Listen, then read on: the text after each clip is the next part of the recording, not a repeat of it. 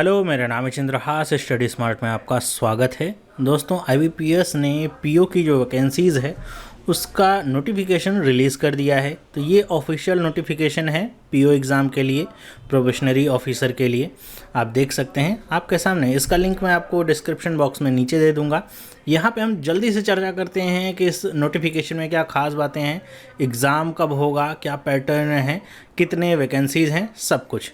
Okay, तो यहाँ पे जब इसकी शुरुआत होती है तो शुरुआत में तो जो बेसिक चीज़ें हैं वही बताई जा रही हैं कि एग्ज़ामिनेशन आपका कैसे होगा, कब यहाँ कब से कब तक ये शेड्यूल्ड है, ये सारी चीज़ें बताई जा रही हैं। ओके, अगर मैं नीचे आऊँ, जो सबसे पहली बात है, आप देखेंगे पार्टिसिपेटिंग ऑर्गेनाइजेशन कि कितने ऑर्गेनाइजेशन इसमें पार्टिसिपेट कर रही हैं। तो इसमें आप देखेंगे 3, 3, 6, 3, 9, 2, 11 ऑर्गेनाइजेशंस हैं पार्टिसिपेटिंग। ओके, तो आप कहेंगे नंबर काफ़ी कम है पहले की तुलना में, क्योंकि मर्जर भी यहाँ पे हो चुका है, इस वजह से बैंकों की संख्या में कमी है। आगे अगर हम बढ़ते हैं और देखते हैं यहाँ पे जो शेड्यूल है वो क्या है, मतलब कब ये एग्ज़ामिनेशन होने हैं अभी। तो इसका जो रजिस्ट्रेशन है ऑनलाइन शुरू हो चुका है 5/8/2020 से 26/8/2020 तक ये होगा। मतलब आज से शुरू है और 26 तारीख तक ये रजिस्ट्रेशन का प्रोसेस चलेगा।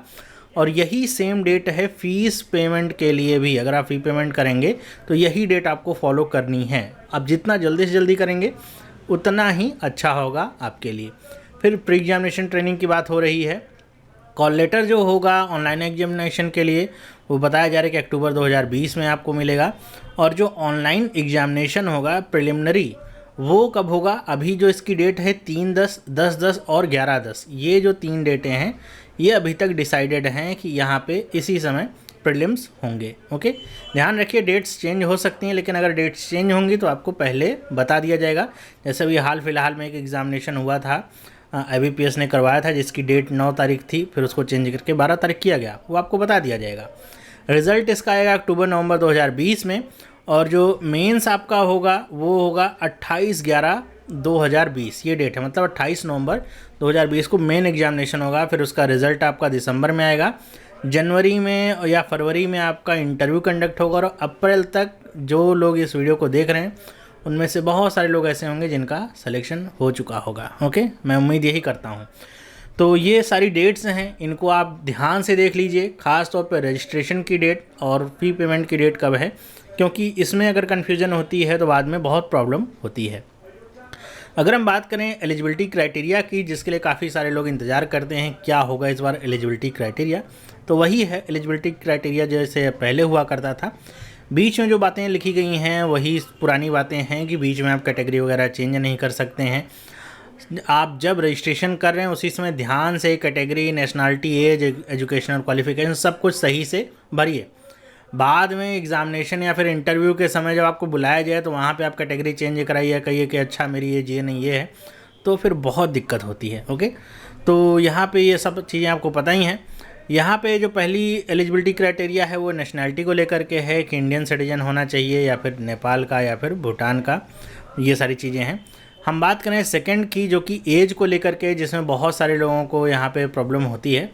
एज क्या है? तो एज है यहाँ पे जो काउंट हो रही है वो 1/8/2020 से एज काउंट हो रही है। ओके, मतलब यहाँ पे आपकी जो मिनिमम एज है वो 20 साल होनी चाहिए और मैक्सिमम एज 30 साल होनी चाहिए। यहाँ पे अगर 20 साल से कम एज है या फिर 30 साल से अधिक एज है, कब तक?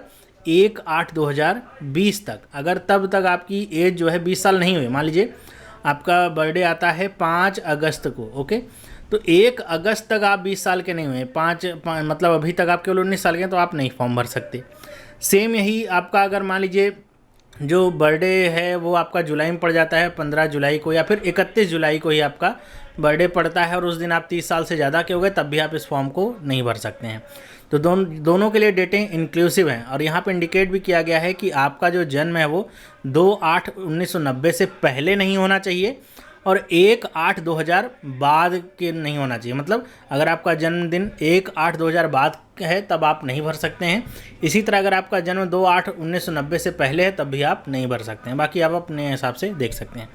एज रिलैक्सेशन जैसे पहले मिला करती थी वैसे ही है, आप इसको देख सकते हैं। एजुकेशनल क्वालिफ़िकेशन की बात करें, काफ़ी यहाँ पे डाउट होता है लोगों को, तो एजुकेशनल क्वालिफ़िकेशन 26/8/2020 से काउंट हो रही है कि 26/8/2020 तक जो आपका रिजल्ट है वो आपके हाथ में होना चाहिए। और कौन सा रिजल्ट? आपकी डिग्री का, ग्रेजुएशन का, मतलब आप ग्रेजुएट हो गए हों 26/8/2020 तक किसी भी रिकॉग्नाइज्ड यूनिवर्सिटी से जो कि गवर्नमेंट ऑफ इंडिया के द्वारा रिकॉग्नाइज्ड हो या फिर इक्विवेलेंट क्वालिफिकेशन हो। तो आपके पास अगर 26 मतलब आपने फाइनल ईयर का एग्ज़ाम दिया है लेकिन आपका रिज़ल्ट अगर 27/8 को डिक्लेयर हुआ है तब आप इसके लिए एलिजिबल नहीं होंगे। तो ये याद रखिए कि आप 26/8/2020 से पहले आपका जो ग्रेजुएशन का जो रिज़ल्ट है वो आ जाए, ओके, तब आप अप्लाई कर सकते हैं इसके लिए, ओके। फिर यहाँ पे बातें बताई गई हैं वही सारी जो मैंने आपको बताई कि 26/8/2020 तक आपका सब कुछ रिज़ल्ट वगैरह आ जाना चाहिए, ओके, क्योंकि इंटरव्यू के टाइम पे लगता है और आपने अगर नहीं दिया तो फिर वो प्रॉब्लम करेगा, मतलब आपका जो कैंडिडेचर होगा वो कैंसिल कर दिया जाएगा। तीसरी बात जो कैलकुलेशन परसेंटेज की है, जब आपसे पूछा जाता है ग्रेजुएशन में आपके कितने परसेंटेज थे, इसी को लेकर के बहुत सारे लोग कन्फ्यूज जाते हैं कि ग्रेजुएशन में क्या 60% मार्क्स चाहिए। नहीं, आपके जो भी पासिंग मार्क्स हों, आप 40% से भी पास हुए होंगे तब भी आप फॉर्म को भर सकते हैं, आप निकाल सकते हैं और आपकी नौकरी लग सकती है। वहाँ पे जब इंटरव्यू लिया जाता है ये नहीं देखते हैं कि अच्छा 40% मार्क्स हैं तो हम इसको नौकरी नहीं देंगे, ऐसा नहीं होता है, ओके। तो कैलकुलेशन ऑफ परसेंटेज यहाँ पे कैसे करना है वो आपको बताया गया है। और यहाँ पे आप देखिए जो फ्रैक्शंस हैं उसमें ज़्यादातर लोग कन्फ्यूज होते हैं कि अगर आपका 59.99% है तो आप इसको इसी तरह लिखेंगे, ना कि उसको 60% कर देंगे। और अगर 54.99 है तो इसको आप 55% की तरह ट्रीट नहीं करेंगे, मतलब जितना आ रहा है उतना ही आपको लिखना है। और कैसे इसको कैलकुलेट करना है तो यहाँ पे लिखा है percentage marks shall be arrived at by dividing the total mark obtained by the candidate in all the subject in all semester और years by aggregate mark maximum marks in all the subjects irrespective of honours optional additional optional subject multiplied by 100। मतलब आपने जितने total marks, मान लीजिए आपने BSc किया हुआ है, 3 साल का किया हुआ है, तो 3 साल में आपके जितने मार्क्स हैं सबको टोटल कर लीजिए और 3 साल का जो मैक्सिमम यहाँ पे आपके मतलब जिसमें से जितने में से आपको नंबर मिला हुआ है उसको टोटल करके डिवाइड कर लीजिए डायरेक्ट ऐसे, ओके। क्योंकि कई बार होता है जैसे अगर हम बीटेक वगैरह में देखें तो जब उसका फाइनल कैलकुलेशन होता है तो जो फर्स्ट ईयर होता है उसका केवल 25% मार्क्स लिया जाता है, सेकेंड ईयर होता है तो उसका 50% मार्क्स लिया जाता है, ऐसे कैलकुलेशन होता है। फिर बाद में चल करके जो फोर्थ ईयर होता है केवल उसका 100% मार्क्स लिया जाता है। तो अगर आपने ऐसे भी किया हुआ है तब भी आपको ये वाला परसेंटेज नहीं लिखना है जो आपकी डिग्री में वैसे लिखा हुआ है, आपको टोटल कर लेना है जितने मार्क्स हैं और टोटल कितने में से आपको मिला हुआ है डिवाइड कर लेना है, ओके।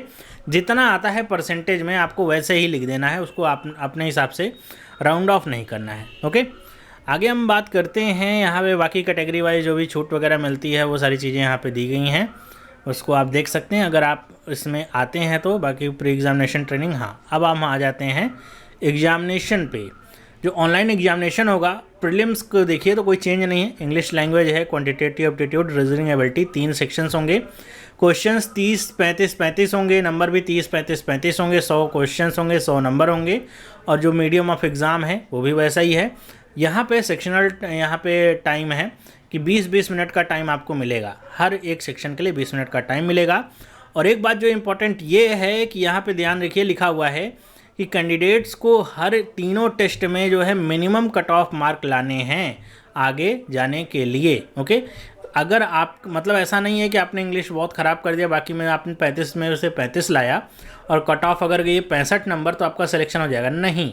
आपको तीनों में जो भी मिनिमम कट ऑफ मार्क है वो तो लाने ही लाने हैं, उसके बाद जो ओवरऑल कट ऑफ रहेगा उसको पार करेंगे तभी आप मेन एग्जामिनेशन के लिए बुलाए जाएंगे, ओके। बात समझ में आ गई होगी, मतलब इसमें minimum cut off, sectional cut off यहाँ पे है। अगर हम बात करें मेन एग्जामिनेशन की तो यहाँ पे 4 सेक्शंस हैं। Reasoning and computer aptitude 45 questions होंगे 60 नंबर के, मतलब एक क्वेश्चन इसका होगा 1.33 नंबर्स का, ओके।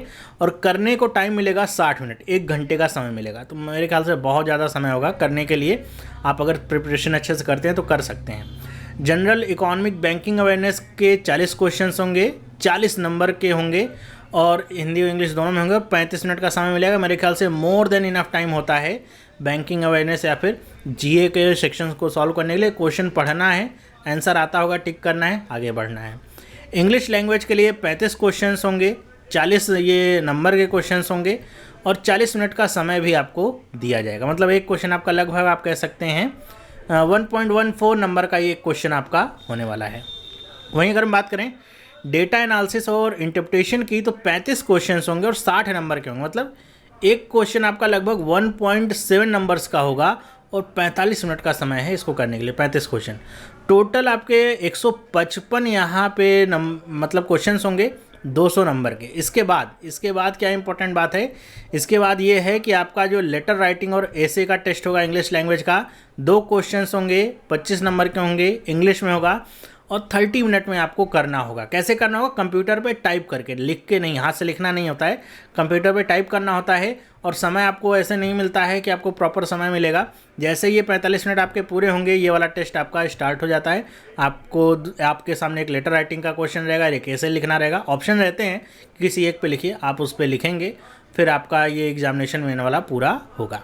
ओके, मेरे ख्याल से आपको ये सारी चीज़ें समझ में आ गई होंगी, इसका स्ट्रक्चर कैसा है। यहाँ पे अब बात करते हैं पेनाल्टी की। ऐसा नहीं है कि आप अगर गलत क्वेश्चन करेंगे तो भी आपको पूरे नंबर मिलेंगे या फिर नंबर कटेंगे नहीं। यहाँ पे लिखा गया है कि जो ये पेनाल्टी है वो प्रिलिमिनरी और मेन दोनों एग्जामिनेशन पे लागू होगी और ये या तो 1/4 होगी या तो 0.25 नंबर मिनिमम होगी। मतलब अगर एक क्वेश्चन 1 नंबर का है तब तो इसका 1/4 0.25 ही आएगा। जैसा भी हमने देखा कि एक क्वेश्चन अगर मान लीजिए 1.7 नंबर का है मेन एग्जामिनेशन में, तो इसका जो पेनाल्टी आएगा वो 0.4 के आसपास आएगा। तो एक क्वेश्चन गलत करेंगे तो इतना नंबर आपका कट जाना है। ओके, लेकिन अगर आप क्वेश्चन को छोड़ देते हैं तब आपका कोई भी नंबर डिडक्ट नहीं होगा, उस पर 0 नंबर आपको अवॉर्ड किया जाएगा। ओके, आगे बढ़ते हैं। हम यहाँ पे स्कोर्स की बात करें तो ये बताया जा रहा है कि जितने भी यहाँ पे कैंडिडेट दे रहे हैं अलग अलग सेशंस में देंगे, उनका जो नंबर होगा वो इक्वी परसेंटाइल मेथड से नॉर्मलाइज होगा। ध्यान रखिएगा, अगर आपका जो सेशन है वो टफ आता है, मतलब आपने जिसमें दिया वो टफ हो रहा है, आपके दोस्त में जिसने दिया वो उसका करेक्ट बड़ा आसान आया है, तो चिंता करने की बात नहीं है। इक्वी परसेंटाइल मेथड से उसको यहाँ पे नॉर्मलाइज किया जाएगा। अगर आपको नहीं पता है कि ये इक्वी परसेंटाइल मेथड क्या है तो मैंने इसके ऊपर वीडियो बना रखी है, आपको यहाँ पे लिंक दे दूंगा मैं कॉर्नर में, देख सकते हैं आप, या फिर खुद से सर्च करके देख सकते हैं। ओके, यहाँ पे बताया जा रहा है कि स्कोर को 2 डेसिमल पॉइंट तक यहाँ पे लिया जाएगा कैलकुलेशन के लिए। ओके, फिर 5वां जो पॉइंट है वो है कट ऑफ स्कोर का ऑनलाइन मेन एग्जामिनेशन के लिए। आपका जो भी यहाँ पे सिलेक्शन होता है इंटरव्यू के लिए आप बुलाए जाएंगे, वो केवल मेन एग्जामिनेशन का जो मार्क होगा उसी पे बुलाया जाएगा। प्रीलिम्स में आप कितना भी हाई आप अटेम्प्ट करते हैं या फिर नंबर लाते हैं वो वहाँ पे जुड़ता नहीं है। ओके, तो ध्यान रखिएगा, जो भी कट ऑफ होगा वो ओवरऑल कट ऑफ और सेक्शनल कट ऑफ दोनों होगा मेन एग्जामिनेशन के लिए, कि हर एक आपको सेक्शन में भी पास करना है, उसके बाद ओवरऑल मिला करके जो कट ऑफ बनेगा उसको भी पास करना है। उसके बाद आपको इंटरव्यू के लिए शॉर्ट लिस्ट किया जाएगा। ओके, इंटरव्यू के लिए शॉर्ट लिस्ट होने का मतलब ये नहीं होगा कि आपका सिलेक्शन लगभग तय है। इसका मतलब सिर्फ ये होगा कि एक सीट के लिए आपके 4 कैंडिडेट्स में से या फिर जिस हिसाब से जितनी पोस्ट रहती है उतने लोगों को बुलाया गया है, तो आपको इंटरव्यू अच्छे से देना है। ओके, इंटरव्यू की जो वेन्यू वगैरह है वो चेंज नहीं होगी, जो आपको मिल गई है वहीं पे आपको जाकर इंटरव्यू देना होगा। बाद में आपको ये नहीं कहना होगा कि आप इसको चेंज करना चाहते हैं, आप तो यहाँ फंसे हुए हैं, ये सब नहीं होता। इंटरव्यू जो होगा यहाँ पे लिखा हुआ है कि वो 100 नंबर का होगा और इसमें 40% मार्क्स जो जनरल कैटेगरी के स्टूडेंट हैं और 35% मार्क्स बाकी की कैटेगरी के लिए लाने अनिवार्य हैं। ओके, मतलब आपने मेन में बहुत अच्छा भी स्कोर किया हुआ है, इंटरव्यू में आप फेल हो गए तो आपका सिलेक्शन नहीं होगा। ओके, याद रखिएगा। फिर बताया जा रहा है कि ऑनलाइन मेन एग्जामिनेशन और इंटरव्यू के मार्क्स का वेटेज रेशियो लिया जाएगा 80:20 का। मतलब 80% मार्क्स आपके लिए जाएंगे ऑनलाइन मेन एग्जामिनेशन के, 20 उसी का भाग लिया जाएगा इंटरव्यू का, और उसके आधार पे तैयार क्या होगी, मेरिट लिस्ट। ओके, वो मेरिट लिस्ट जिससे आपका सिलेक्शन होना है कि नहीं होना ये तय होगा। तो कैटेगरी वाइज यहाँ पे सिलेक्शन आपका होता है, जिस कैटेगरी में जितनी पोस्ट खाली है उसी के हिसाब से मेरिट लिस्ट आपकी तैयार होगी और उसके बाद अगर आपका नाम उसमें आता है तब आपके लिए बहुत अच्छी बात है, वरना अगले साल आपको ट्राई करना होगा। ओके, फिर यहाँ पे बाकी चीज़ें लिखी गई हैं कि इंटरव्यू के समय आपको जो भी यहाँ पे बातें, मतलब जो भी पेपर्स हैं वो आपको लेके जाने होंगे, जो भी आपको बताए जाएंगे। अगर आप नहीं लेके जाते हैं फिर आपके लिए प्रॉब्लम पैदा होगी और आपका कैंडिडेचर भी कैंसिल कर दिया जा सकता है। ओके, तो फॉर्म भरने से लेकर के जितने भी पेपर्स हैं, कई सारे लोग फॉर्म अभी भर देंगे, वो भी लगता है तो वो उनके पास रहता नहीं है प्रिंट आउट, या केयरलेस होते हैं, इतना रखते नहीं है, सोचते हैं होगा ही नहीं और आखिरी में हो जाता है। सब कुछ संभाल के रखिएगा इंटरव्यू तक अगर आपको पहुंचना है और सिलेक्शन लेना है तो। ओके, आगे बढ़ता हूं मैं, और यहाँ पे क्या इंपॉर्टेंट चीज़ें हैं जो मैं वो आपको बताने का प्रयास करता हूँ। प्रोविजनल अलॉटमेंट के बारे में आप सब लोग जानते होंगे। आपका जो प्रोविजनल अलॉटमेंट होता है कैसे होता है, कितना समय आपको दिया जाता है। ये सारी चीज़ें तो हो जाएंगे डिस्कस। ओके, डॉक्यूमेंट आइडेंटिटी का ये सब लिया है। हाउ टू अप्लाई, 5 से 8 अप्लाई ऑनलाइन करना है, ये सब आपको पता ही है। फ़ीस की बात करें तो 850 रुपये है अदर्स के लिए, 175 रुपये SC ST और PWBD कैंडिडेट्स के लिए 850 रुपये फ़ीस हो गई है। ओके, फिर आगे बढ़ते हैं। अप्लाई ऑनलाइन कैसे करना है ये सब आपको पता होगा, आप लोग तो बड़े स्मार्ट हो गए हैं आजकल, और क्या क्या इंस्ट्रक्शंस हैं वो सब आप जानते ही होंगे। यहाँ पे हम देखें कहीं पे वैकेंसीज़ के बारे में कुछ अगर लिखा है तो, हाँ ये आ गया वैकेंसीज़ के बारे में। तो अभी ये आप लिखा हुआ है इंडिकेटिव है केवल, मतलब ज़रूरी नहीं कि फाइनल वैकेंसीज़ हैं। तो आप अगर टोटल वैकेंसीज़ को देखिए तो टोटल जो वैकेंसीज़ हैं वो 1167 है। आप कहेंगे बहुत ही कम वैकेंसीज़ हैं, और सही बात है, बहुत कम वैकेंसीज़ हैं। अलग अलग कैटेगरी वाइज कितनी वैकेंसीज़ हैं आप वो देख सकते हैं, हर एक बैंक की कितनी वैकेंसीज़ हैं वो देख सकते हैं। लेकिन आप ये भी देखिए कि बहुत सारे बैंकों ने अभी जो वैकेंसीज़ हैं अपनी डिक्लेयर नहीं करी हैं। ओके, तो आप इससे मतलब होप मत रहे ऐसा हारिए कि ये 1167 वैकेंसी है, इतना टफ कंपटीशन है, कैसे होगा। ये सारे बैंक ने अभी तक रिपोर्ट नहीं किया, और आगे ये रिपोर्ट करेंगे तो वैकेंसीज़ की संख्या आगे बहुत बढ़ सकती है। ओके, इसका डबल या ट्रिपल भी हो सकता है, डिपेंड करता है बैंक में कितनी वैकेंसीज़ खाली हैं। ओके, जैसे आप बैंक ऑफ इंडिया में देखिए 734 है, तो अगर 2 बैंक भी यहाँ पे 3 बैंक भी 734 या 700 के आसपास वैकेंसीज़ यहाँ पे लेके आते हैं तो अपने आप ये ट्रिपल हो जानी है वैकेंसीज़। तो ये वैकेंसीज़ की संख्या आपकी आगे बढ़ सकती है, क्योंकि बहुत सारे बैंक ने अभी रिपोर्ट नहीं किया है, रिपोर्ट करेंगे तो वैकेंसीज़ बढ़ेगी। बाकी इतनी वैकेंसीज़ अभी तक आपके सामने है, तो आप ये समझ के रखिए कंपटीशन जो आपका है बहुत ही ज़्यादा टफ होने वाला है, आप उसके लिए तैयारी शुरू करिए। बाकी मेरी तरफ से आपके लिए जो वीडियोस हैं IBPS PO के लिए वो आपको मिलते रहेंगे, ताकि आपका जो एग्जामिनेशन वो अच्छे से निकल सके। साथ ही साथ आपको किस दिशा में प्रिपरेशन करनी चाहिए, क्या पढ़ना चाहिए क्या नहीं पढ़ना चाहिए, वो मैं आपको बताता रहूँगा। ओके, तो आप चैनल पे बने रहेंगे तो आपको सारी जो यहाँ पे इन्फॉर्मेशन हैं मिलती रहेंगी। आप चैनल को सब्सक्राइब कर लीजिए। अब हम मिलते हैं अगले वीडियो में, तब तक के लिए have a nice day and bye.